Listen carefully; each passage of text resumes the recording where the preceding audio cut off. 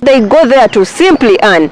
Some people have resorted to contesting to simply earn money. People not pay taxes through giving those holidays. You're disincentivizing the local producers. Today we have a brand new topic which I believe it's going to be of interest to you. The action of collecting tax is always force. They take from you by force. They had to speak about during the UPDF bill being passed, but they could not because their leader told them to move out. They leave roads in Kampala very dirty. They leave roads in Entebbe very dirty. Then they construct a hospital when you also want a school. One of the principles of taxation is equity. We want a tax policy where taxation is no longer theft.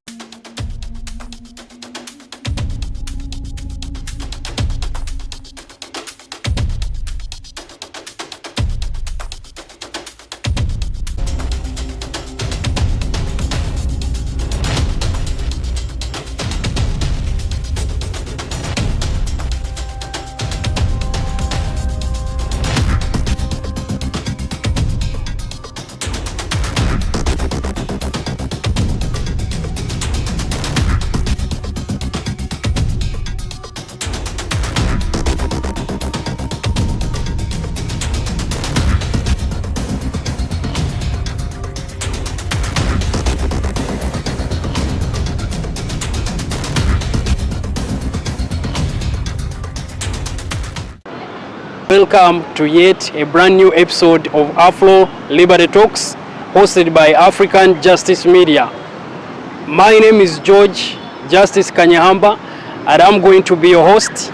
Today we have a brand new topic which I believe it's going to be of interest to you. And we are looking at the hidden costs of taxation. Who owns your money? Allow me to introduce my panel today. I know most of you have been asking me how comes when we are discussing we don't engage the female panelists. Today I want you to be settled because we have a female panelist finally, but not just a regular female panelist, but as she's going to be telling you what she does and a lot of work that she's doing for the country Uganda. Now allow me to introduce the first panelist, who is the gentleman next to me, Jorame Mwesige, who works with a Libertarian think tank, Action for Economic Development, based in Entebbe. So Jorame, you're welcome to the program. Happy to be in the program. Okay, the next one is Louis Draleti, who is an economist and an analyst. So Louis, you are welcome to the program. Thank you for having me. And finally, the Lady Justice in the middle of us, Namirembe Angella, who is a human rights activist. Welcome to the program, Angela. Thank you so much. I'm glad to be here. All right, so as I told you when we are starting, we are looking at money, and I know most of you, when we talk about money, we need to be very keen. When we talk about taxes, where does your money go?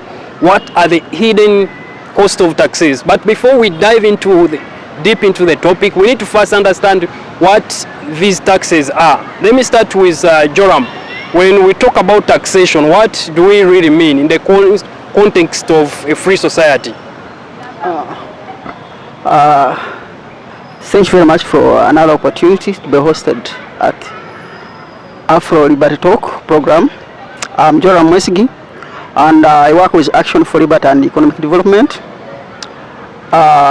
Taxes are levy that are imposed by government to the citizens within a given location or given areas. And these taxes are direct and indirect, and of course they serve different purposes. That's what I can describe taxes are. Just levies imposed on people, on goods, services that people pay to the government. They claim that these taxes go to government to do public services. Thank you. What are some of the taxes we have? There are two groups, the indirect and direct. Yeah, we have VAT, We have exercise duty and others. Yes. Okay, help me move the microphone. Angela. So do you think that he has defined for us taxes and what they are? Do you think in the current context of Uganda, these taxes are actually doing what they're supposed to be in a free society? Well, it's a little tricky. You see, a few days ago we realized the Lady Justice Irene Mulyagonja lost the husband, who was Counsel J.B. Kakoza, who was also an acting Secretary General of the Democratic Party. And while she was giving her speech in church, she was complaining about the service delivery at Mulago Hospital.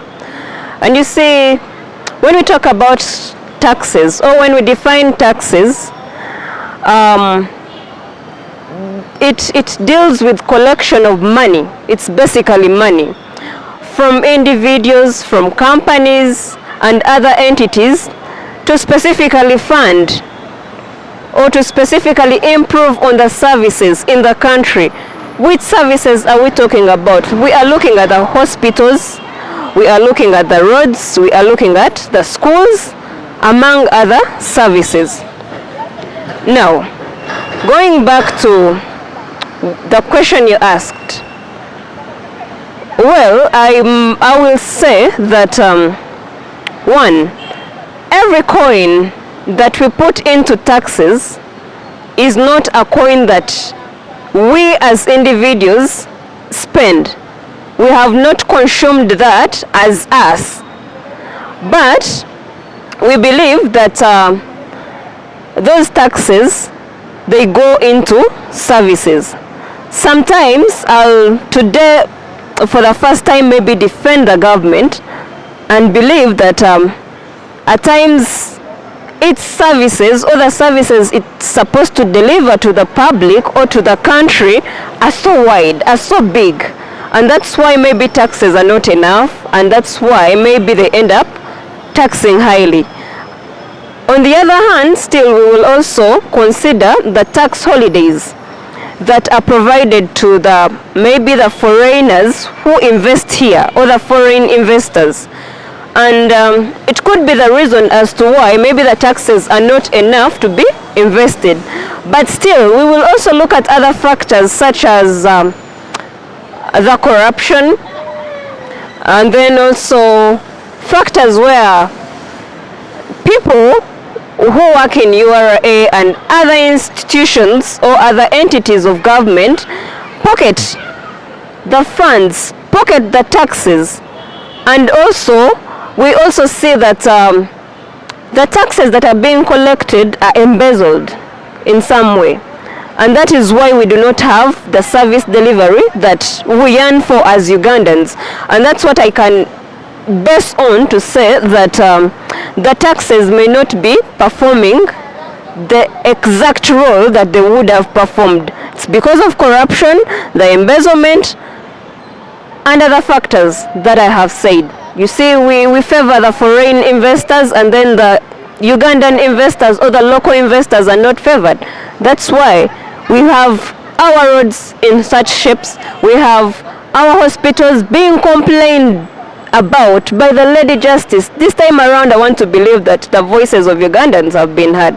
That's it. Okay, allow me move the microphone. Louis, as an economist, someone who understands how economics works, she has mentioned about the tax holidays that they actually give universities. In your view, do you think that is a wise financial decision that can actually spur economic development of the country? It's the two ways of saying it. Ideally, when the government gives those incentives to foreigners, it's really a way of saying, okay, guys, come in, put your funds in here. We're not going to tax you because you're rewarding us in other ways. You're giving employment, jobs, so indirectly they're still paying taxes, because when they pay the salaries and whatnot, there's taxes levied on it. But in the sense of economic development, I think the really honest and better way of seeing it is that when you want to be in a free society, you want to create an equal playing field for everybody. By making people not pay taxes through giving those holidays, you're disincentivizing the local producers. So if a Chinese comes in and gets a tax holiday of maybe 10 years and is manufacturing the same goods as I am, what is going to prevent him from underpricing me? Because he's going to meet his numbers. Well, I can't because I still have to pay taxes. So in the broader sense, I think giving the tax holidays is really a short-term way of thinking about it. We need to level the playing field. So I do not think in the long term it spurs economic development. No. So when the investors apply to invest in a certain country, I believe, aren't they given maybe protocols to follow? For example, how much money do you have to become an investor? 2, how many people are you going to employ? So, in the angle that you have actually talked about it, that level on the same ground and let everyone compete fairly and in the same way. So do you believe that even the local investors can actually be taken as investors, just like they can have the qualifications to be like the foreign investors? In an ideal case, it could, but then we're going to see what giving incentives like that is. We're going to have to see how it's going to affect the current tax base of the country. Because now, if everybody wants a tax holiday because their neighbor is getting, we still need to collect taxes. We still need to survive. So at the end of the day, we either do away with it and find an alternative to funding it, or we let everybody play in. But I do not think there are many local companies that do qualify if we're to follow those protocols. And indeed, there's quotas given to them. For example, we have seen examples where they give a 10-year holiday to employ a certain number of people, deal in a certain line of goods, they give them free land. And at the end of the 10 years, when they are supposed to start paying taxes, they close up shop and and then they leave the country. So you see, it's a very messy situation, because also accountability and follow-up and the transparency of the government with these guys, it's a whole different mess. So it's not really a direct line where even if those protocols are put in place, that they're going to be followed up. Yeah. So let's again move on to Jorame. According to you, do you think there are some tax policies in Uganda that you think they are limiting young people and informal businesses to grow? Yeah, exactly. That's.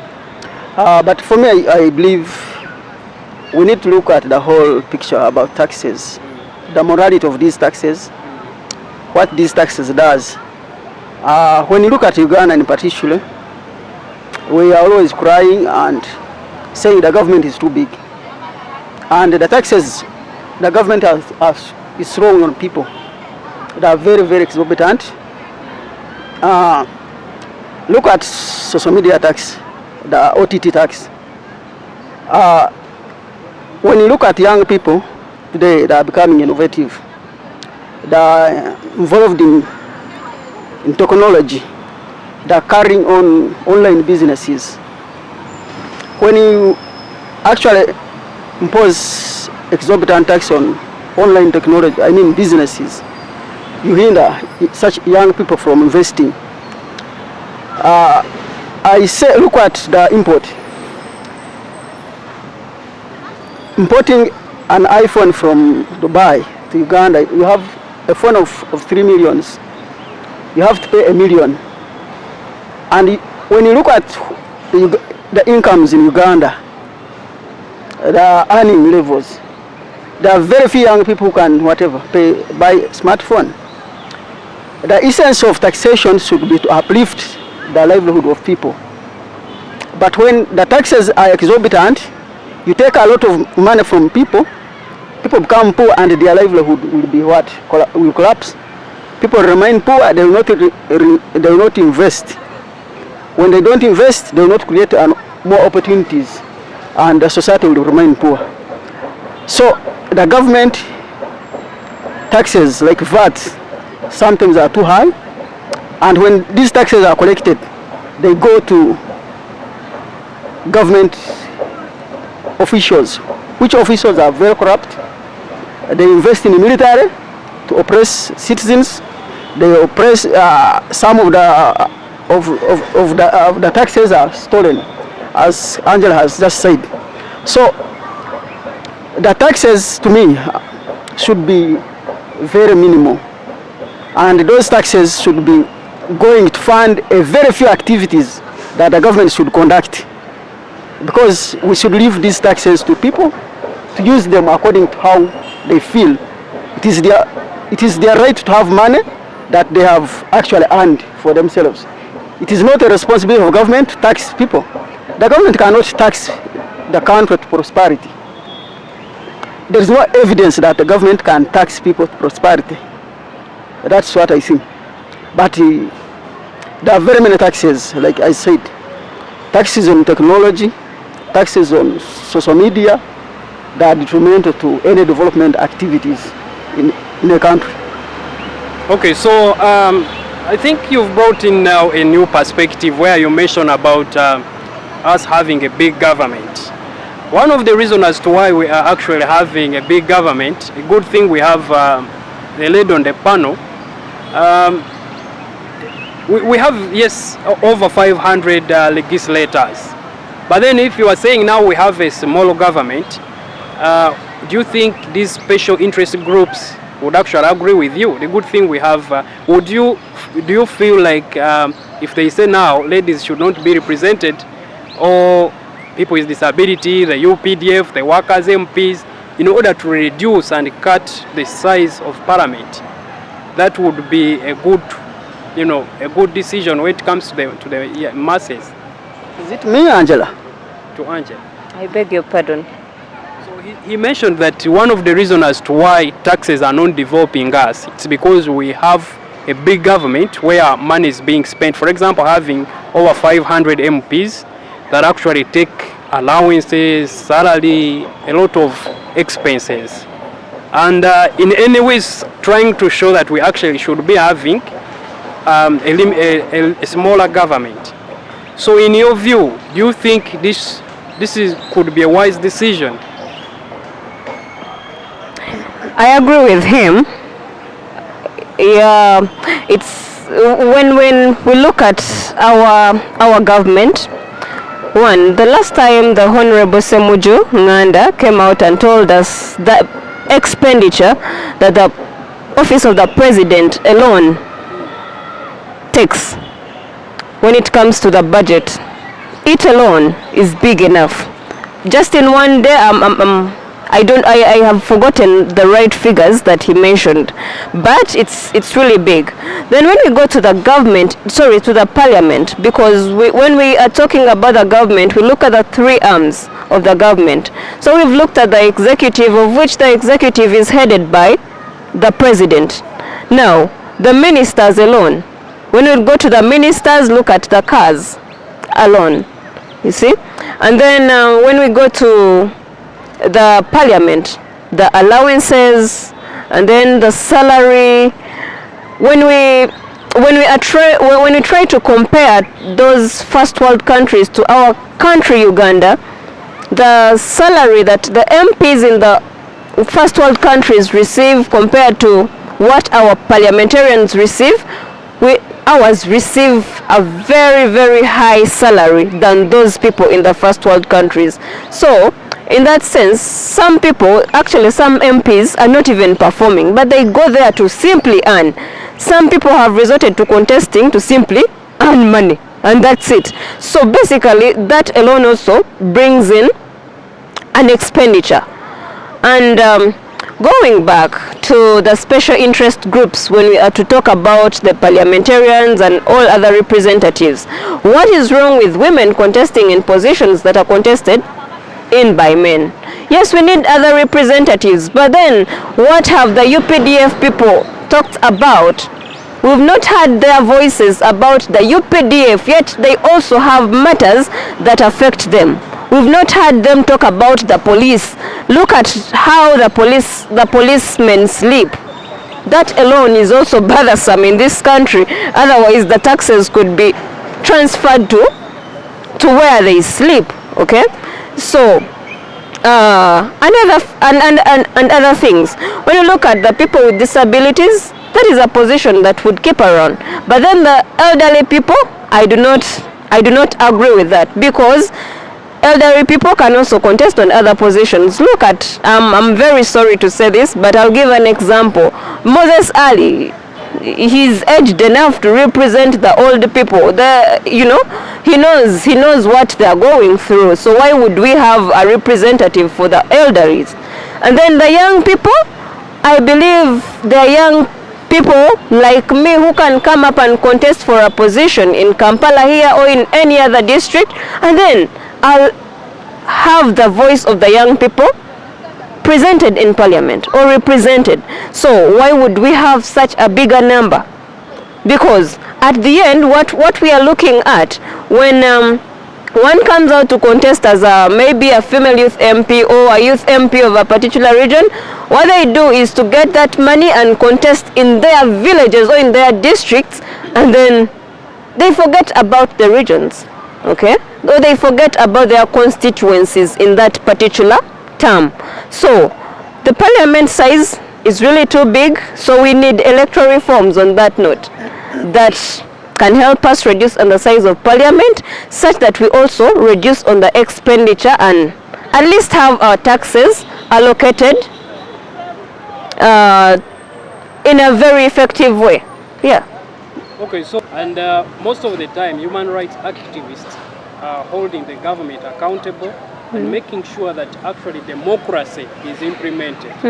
And one of the areas of democratization is representation.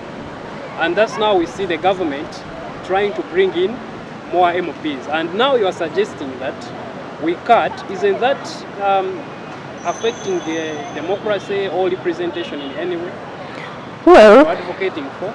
How many MPs really come out and speak about the matters affecting the people? We've seen, actually, in the recent UPDF bill that was passed, some even resorted to moving out. So if we send them to represent us and be our voices, and this time around they are moving out, I do not want to say that we were not represented, but then it was their choice, okay? And it really makes no sense for one to just move out every time. When we had the Tojikwata call, the MPs stayed and gave their opinions. They were beaten by the world, and the country at large got to know why their stand, okay? Other people in this case had matters they had to speak about during the UPDF bill being passed, but they could not because their leader told them to move out. So what if we remain with that smaller number that can represent us? How about that? Because we believe that there are those people who can really say our views as Ugandans, as civilians, yeah. Okay, you can move on. Just to add on to what you are saying, the problem with a huge number is that besides increasing the cost of administration, it's the surface area for corruption, first of all, increases the higher the number. And behind every individual is a layer of bureaucracy that really trickles down up to the lower levels. So when you say an MP, there's a whole structure behind him at the district level. Again, so at every level where there's an individual of that sort, there's a certain layer of corruption which is going to be based on it. So I think a case for reducing the number of parliamentarians or even any government agency, a case could be made that one of the steps to reducing corruption is really just to make those organizations as lean as possible. Because I think from our experience with government agencies, even if it's NERA or any of them in town here, that the more people you get to meet in the process of being helped, your problems being solved, the more people are going to demand for bribes, the more corruption which you're going to encounter. So in my understanding, one really quick way of reducing this whole corruption mess is by making the organizations as lean as possible. Democracy and everything is going to be premised on that. There's no point in saying we are fighting for a democracy, which basically is representation, when at every layer there's more evil being committed in the name of corruption. So in my understanding of it, actually to me that is the core reason why we need to be as lean as possible to reduce corruption. Everything else will follow from there. So as an economist,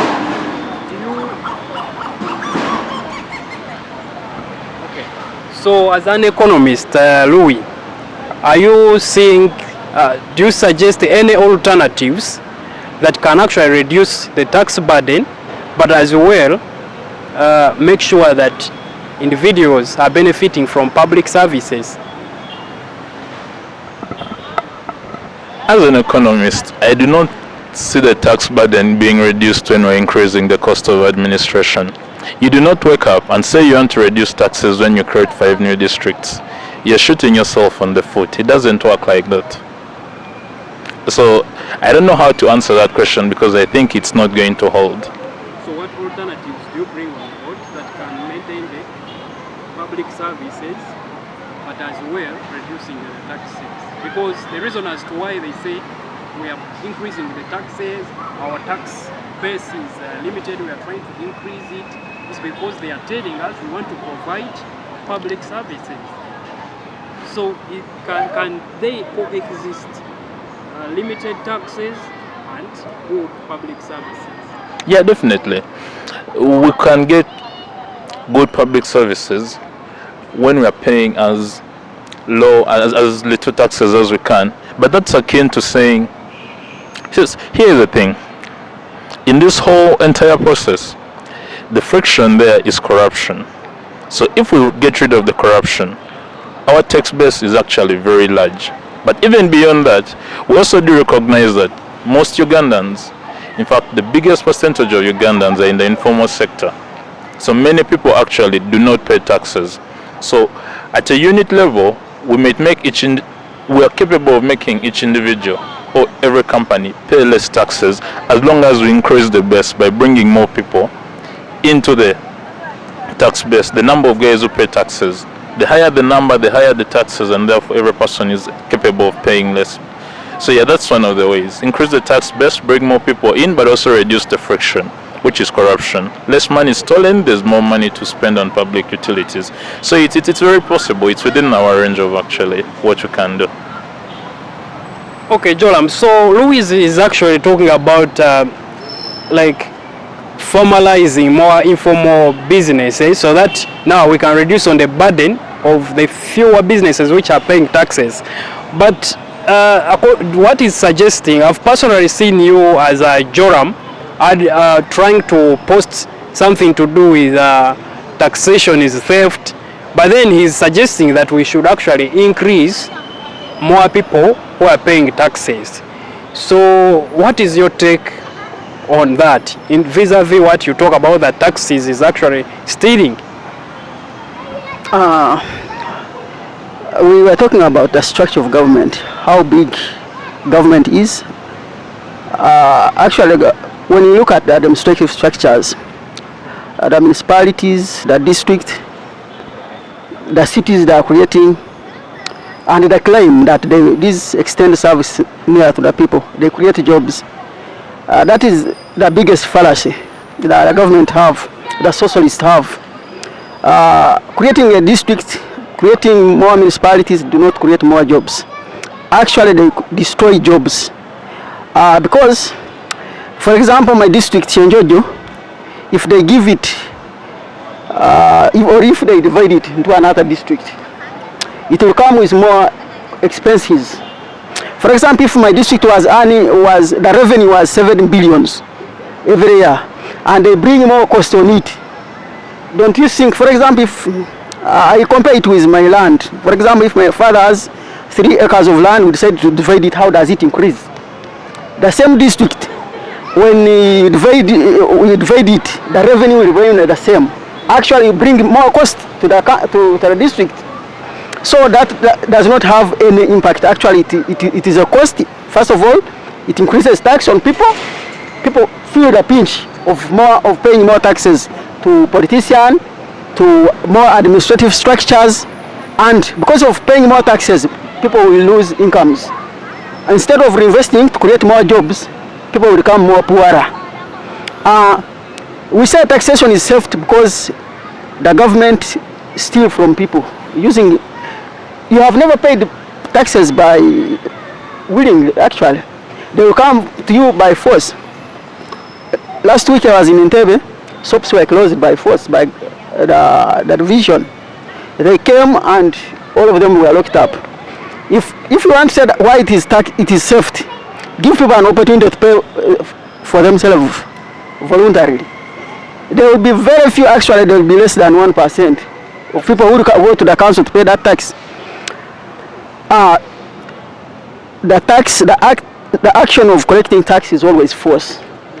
They take from you by force, and stealing is also a use of force. And when these taxes are taken from you, look at how NRM government uses the taxes. They will use the taxes to violate your freedom, your rights. And today, if I came dressed in a shirt with my opinion that taxation is theft, which government is actually supposed to protect, the government will arrest me. The government does not give me an opportunity to say that the taxes you are taking are too much and you are taking them against my opinion, against my rights. They will always use force against me. So that's why sometimes, not sometimes, always, that's why we say taxation is theft. I'm not willing to pay taxes because there is another way of how we can actually develop our country, develop the public infrastructure they are claiming about. We can use a policy. If I go to Gul, I'm going to Gul, I can pay for the fee of the road going to Gul. We can construct schools. Actually, 75% of schools in Uganda are owned by private businesses. Hospitals, health centers are owned by private individuals. So we can construct very many things without government intervention. Look at where government is investing money. Government is investing money in PDM, NADS. Those are political programs. They are not lifting anybody out of poverty. Actually, the government, the money is investing in this program, it is got from businesses which are already in existence. Those businesses will use this money for investment and creating more wealth, creating more jobs for other people to enjoy. So the government takes money by force and actually use it to violate our economic rights. So that cannot be actually moral, and that's why we conclude it is theft. So can a thief steal you and then do a service for no, for example, if they are stealing, why would they again make the roads, say that we are providing the security, you know? If you look at the construction of the state, how the state began, it was started by robbers. When people developed resistance against the state, people started providing services to people that, we are taking your money, we are building for, we are going to provide you security, we are going to give you a service. Where you pass, we shall use this money to construct a road. That's how the state developed. They stationed somewhere and then started building a state. They want to hoodwink you, that they take the money from you, they want to give you a service.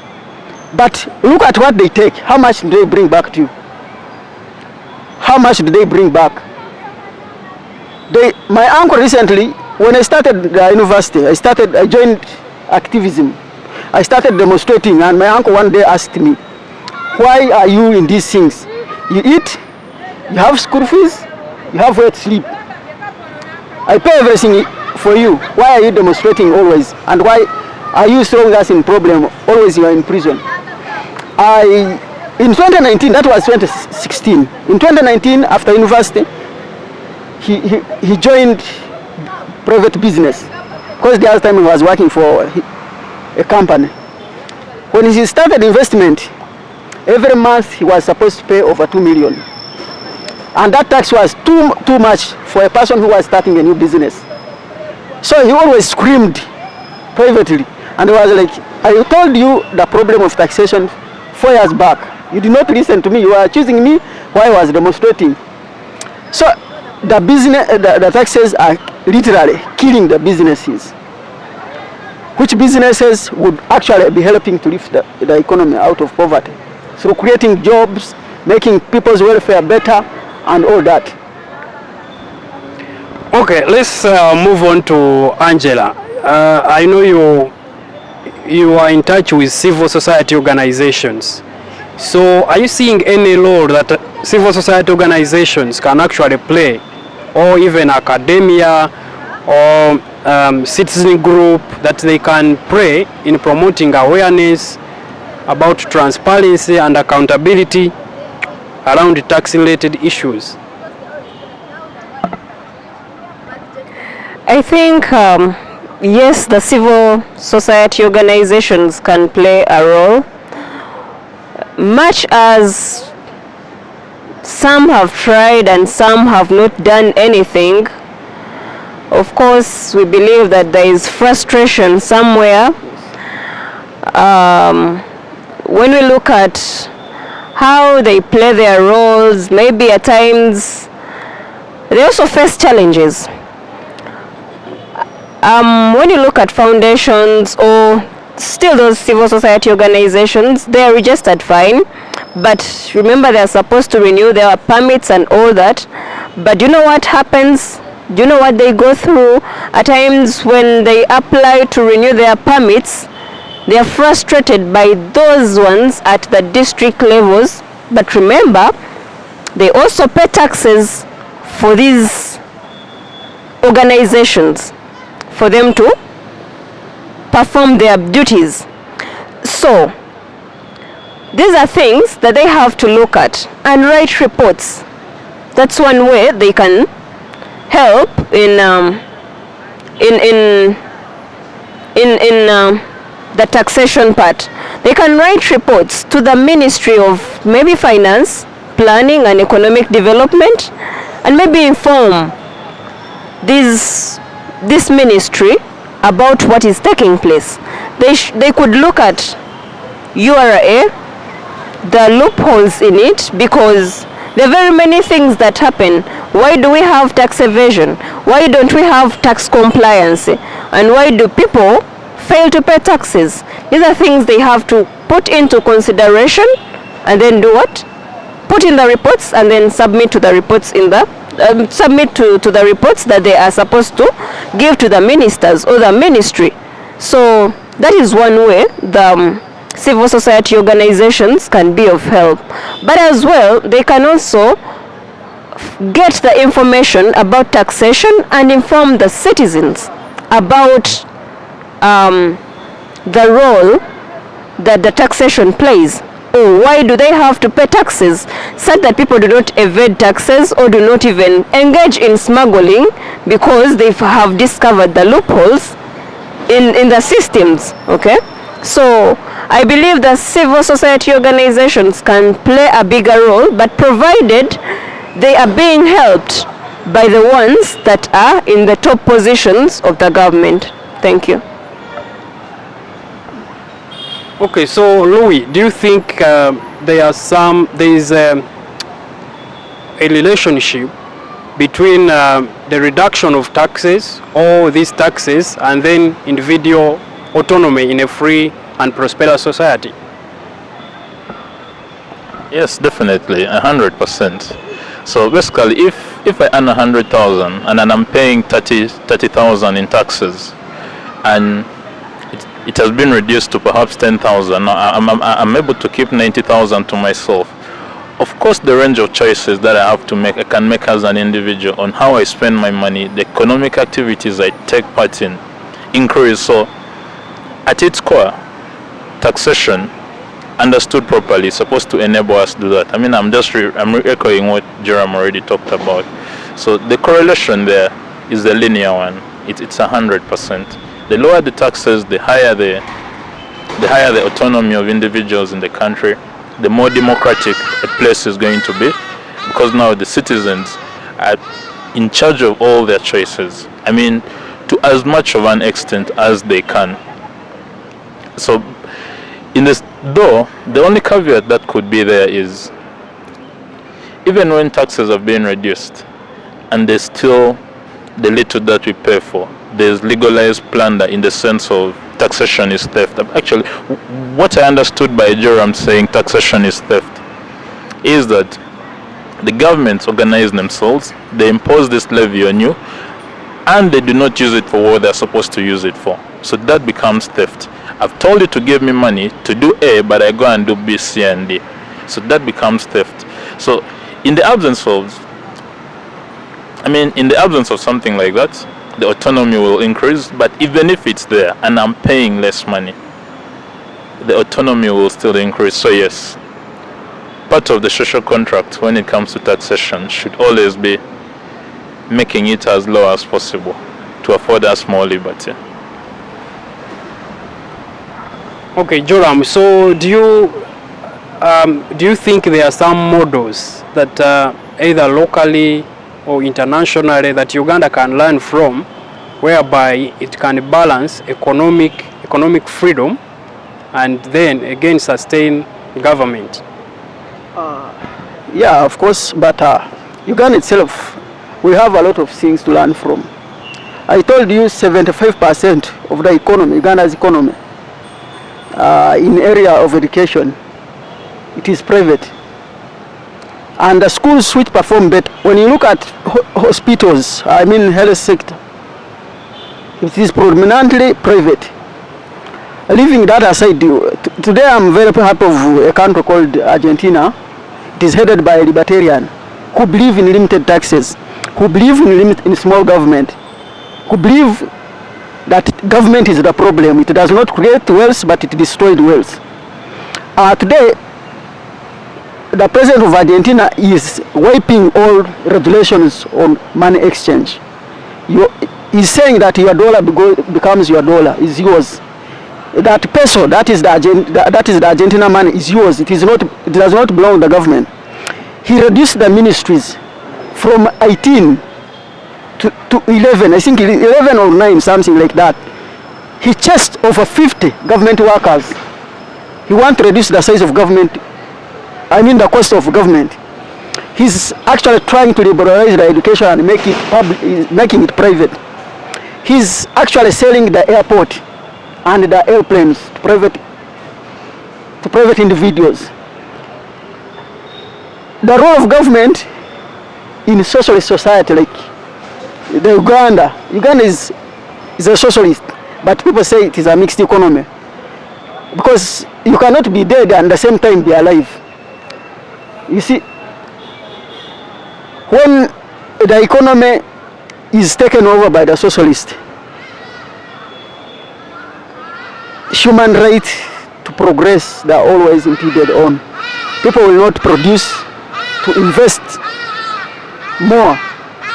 They produce sometimes to pay to the people who will use the money based on their interest. The government will not invest based on their interest. Even when we say representation, even if we say democracy, everyone has his own choice and brain.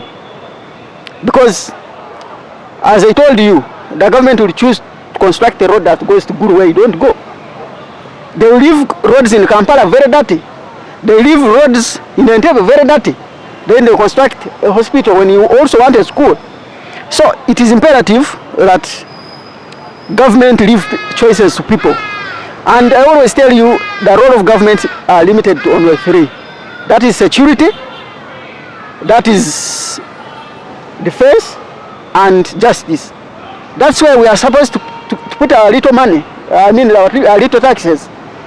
But when we expand government work to investment, the government will not always actually produce the best results. That's why if you go in government hospitals today, they are rotten, the schools are collapsing, the floors are dusty, the teachers are crying.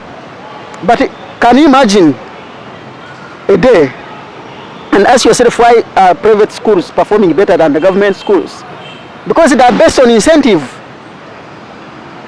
You cannot demand for higher prices, for higher salary, when you have produced badly as a teacher in a private school, you have to work hard for your salary to be increased. Actually, when you perform badly, you even hide from the director. You not ask. But for the government work, what is government? When your salary ends, you work for the whole month. Every month you are assured your salary will come. Imagine if you are in private school. Your incentives are based on what you deliver. It is based on value you provide. On government, it is a right. That is stupidity. It cannot be a right when you are delivering nothing. So, what we are doing and what government is supposed to be doing, it should be based on value, not on feelings.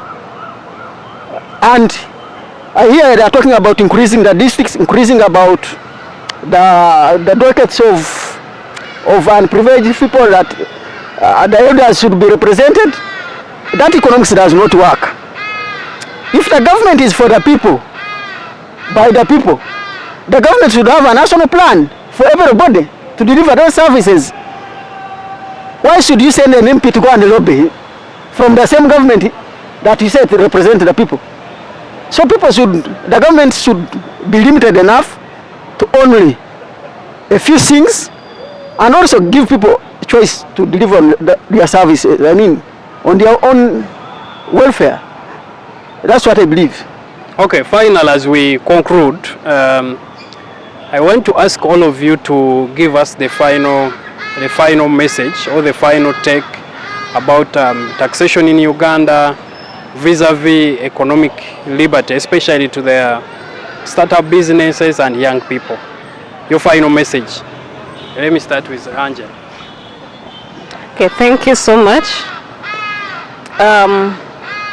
I want to call upon the government, or to advise the government as it carries out its duties.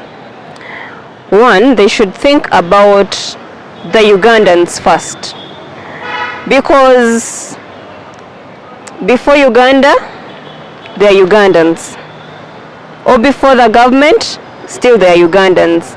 And the government being for the people and by the people, they should not forget where they came from. So that basically means that before they think about the foreign investors, they should think about also the local investors. How do they attract them to get into business?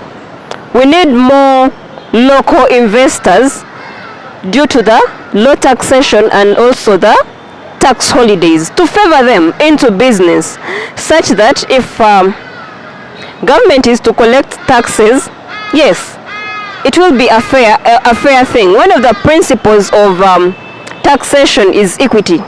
So you cannot collect tax from this other person, yet you don't want to collect from the other person.